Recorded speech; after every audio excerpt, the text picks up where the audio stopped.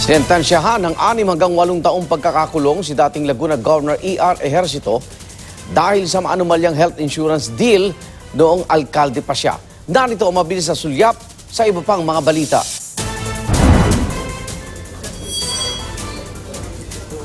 Mga nakaw na sasakyan natagpuan sa isang bakanteng lote sa Cainta, Rizal. Ayon sa PNP-HPG, iba't ibang klase ng modus daw ang ginamit ng mga salarin para makuha ang mga sasakyan gaya ng rent sangla, rent tangay at labas kasa. Wala namang inabutang tao ang mga otoridad sa lugar. Nitong nakaraang linggo lang nang matunton din sa Cainta ang 4 na sasakyang nakaw.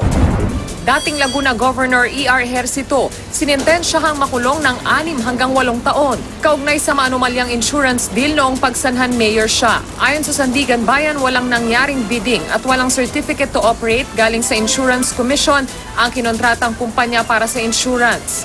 Bukod kay Ejercito, nahatulan ding guilty ang 5 nooy konsehal ng pagsanhan at isang pribadong respondent.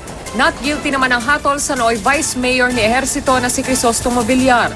Nakasaad sa desisyon ng korte na perpetually disqualified na ang mga nahatulan na humawak ng pwesto sa gobyerno.